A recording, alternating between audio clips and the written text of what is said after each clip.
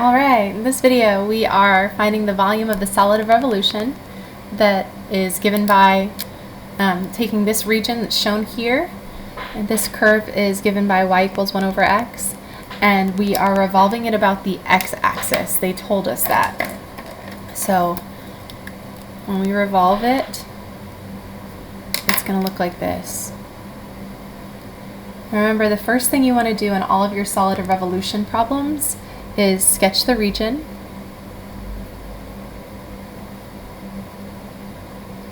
and then sketch the reflection.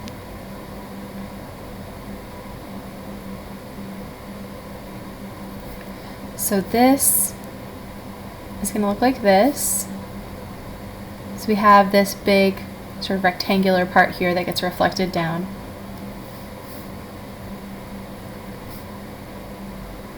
And that's going to look like that. Now, some students have talked to me and they said, how do you know that that's a 1/7 and that's a 1/6? Well, I'm just plugging in x equals 7 to 1 over x here to get 1/7, and then I'm plugging in x equals 6 to 1 over x to get 1/6.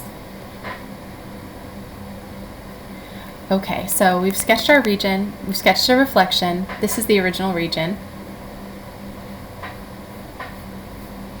Now, whenever you're using the cylindrical shell method, you want to slice the region parallel to the axis. And our axis happened to be the x-axis. So we're going to slice parallel to the x-axis, but notice what happens when y is between 0 and 1/7. The bottom function is just x equals, or excuse me, the left function is just x equals 6, and the right function is just x equals 7. So these are all going to have, these cylindrical shells are all going to have a height of 1. It's going to be x on the right minus x on the left. 7 minus 6 is 1. You can tell that that's a height of 1.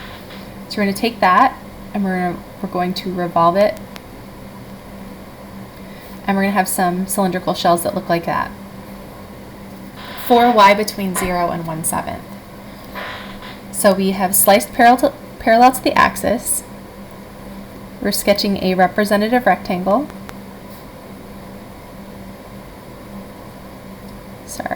Rectangle. And then we are imagining revolving that rectangle about the axis.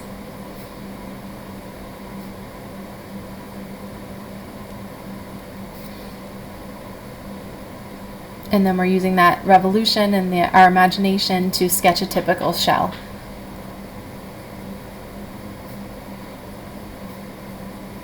Okay, now that's true. This is what they look like for y between 0 and 1/7. But notice that once you get past y equals 1/7, that right function changes. The left function is still x equals 6, but the right function is given by, or this right curve is given by y equals 1 over x. So we're going to have to do something different up there. It's not really different, it's just the exact same method, but we're going to have different equations for our shells. So here's my representative rectangle in this region. If I take that rectangle and rotate it around, it's going to appear down here somewhere. And I end up with shells that look like that. It's not a great picture, but I hope you get the idea. Yeah, so we'll focus on the red shell first, and then we're going to draw the picture again so it's a little bit easier to see. So we've got to split this into two parts. So we've sketched our representative rectangle, sketched a representative shell that came from rotating or revolving that rectangle around the axis. And now we want to find the volume of that representative shell. Well, the shells look like this. I'm going to cut them down one side like it's a can of beans. Unfold that can of beans. You're just looking for the metal on the outside of the can. And this distance all the way around, that's the circumference. So it's 2 pi times the radius. This is our height. And the width of that shell is the same as the width of the representative rectangle, which in our case is delta y. Okay, so volume is circumference times height times delta y. We just need the radius and height in terms of y now. Okay, I wish I had never drawn that blue attempt at a shell. So let me try sketching again. This is not to scale, so we're going to say x 6 and x equals 7 is there. And it looks like this.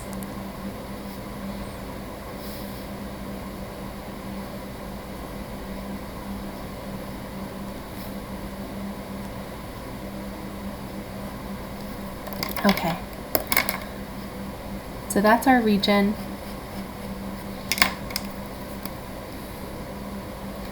And for y between 1 or 0 and 1/7, our shell is going to look like this.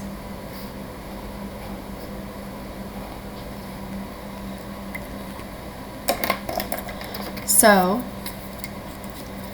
the width of our shell, or the thickness of our shell, is delta y. It's the same as the width of the representative rectangle.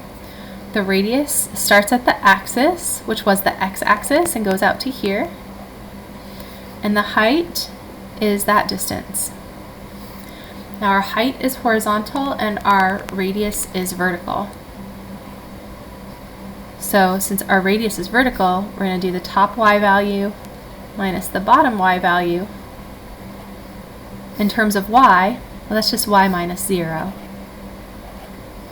So we just get y sub I for our radius.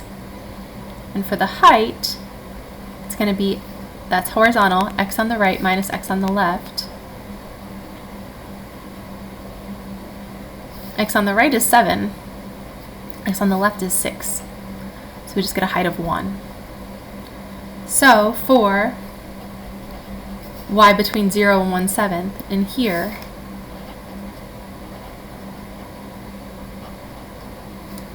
we're going to have this as our volume. It's 2 pi times the radius times the height times delta y, and the radius happens to be y sub I and the height happens to be 1. So our actual volume is going to be the limit as the number of pieces goes to infinity. You have n little cylindrical shells all nested inside of each other for y between 0 and 1/7. And so we're going to integrate from 0 to 1/7, and we'll have 2 pi, that y sub I becomes a y, delta y becomes a dy in the limit.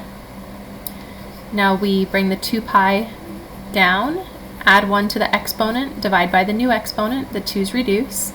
Then we substitute in 0 and 1/7, and you get pi times 1/7 squared minus 0, or pi over 49.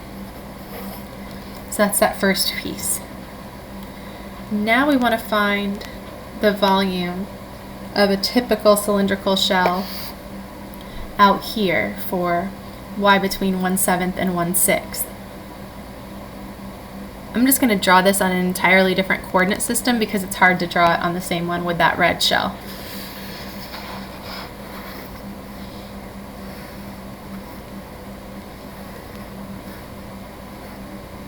This is not to scale.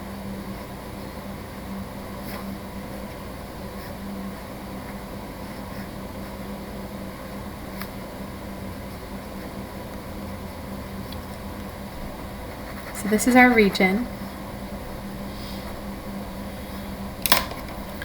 And we're going to take a little piece over here and we're going to revolve it around. And that's going to lead to a shell that looks roughly like this.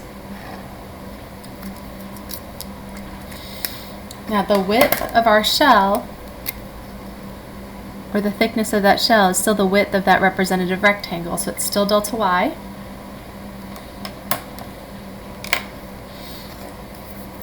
So all of that work was for y between 0 and 1/7. Now we're going to do for y between 1/7 and 1/6.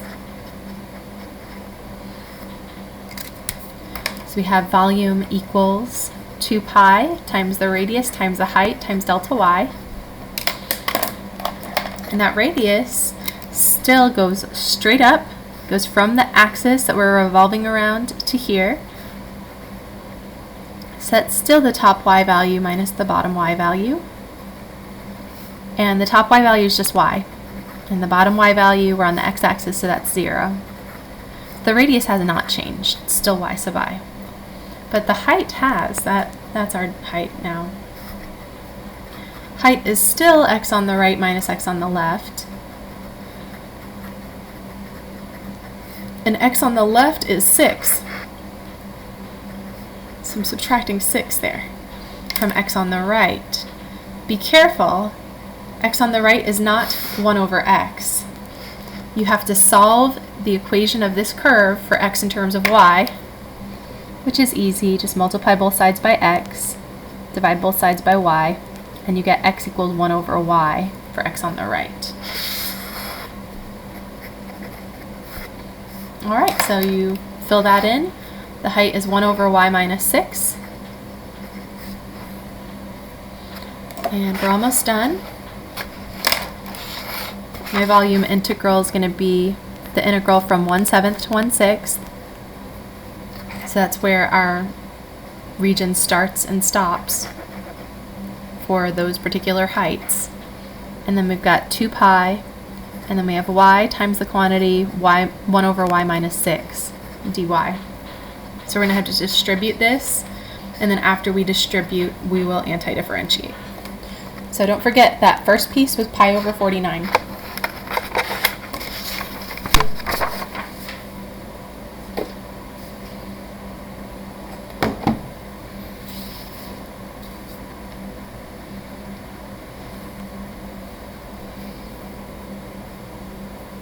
So you have pi over 49 plus the integral from 1/7 to 1/6 of 2 pi y times 1 over y minus 6. And I factor out the 2 pi, distribute. Y times 1 over y is 1. Y times negative 6 is negative 6y.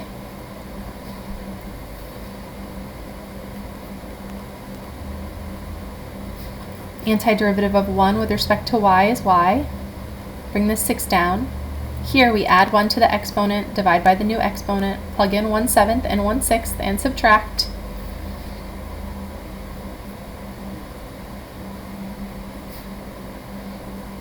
So at 1/6 I'm going to get something, at 1/7 I'm going to get something else. I'm going to take both of those, subtract them, and multiply by 2 pi. At 1/6 I've got 1/6 minus 6 over 2 is 3. And then we're going to have a 1/6 squared there. Then I've got a 1/7 minus 6 over 2 is 3 times 1/7 squared. So this ends up being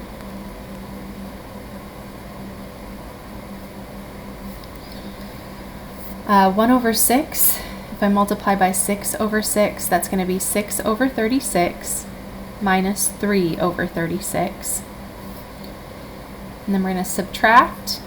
If I multiply by 7 over 7 here, 7 over 49 minus 3 over 49. Just doing a bunch of arithmetic. 6 minus 3 is 3. 3 over 36 is 1 over 12. This is going to give me 4 over 49.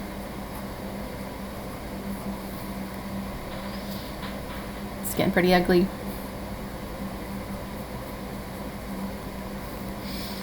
Distribute the 2 pi if you like. So we're going to have pi over 6 for the first one, and minus 8 pi over 49 for the second one. Pi over 49 minus 8 pi over 49 is minus 7 pi over 49. That's convenient. 7 goes into 49 once. So I end up with pi over 6 minus pi over 7. So let's multiply this one by 7 over 7, multiply this one by 6 over 6, and we get pi times 7 over 42 minus 6 over 42, so we get pi over 42. Alright, that was a lot of arithmetic at the end, but let's talk about the idea of the problem. Okay, so I see this region. my height changes as we go from y equals 0 to 1/7, that region, to y equals 1/7 to 1/6. So we need to do this shell method twice. Once in here where the height is 1, and once in here where the height is x on the right minus x on the left. So that's 1 over y minus 6. So this is our first integral because the height is 1. And you just anti-differentiate and use the fundamental theorem. This is our second integral. Distribute the y. And you get this. I factored out the 2 pi as well. Anti-differentiate, plug in the 1/6 and 1/7. And then you have this answer. It's very ugly, and you just do a bunch of arithmetic to get the pi over 42.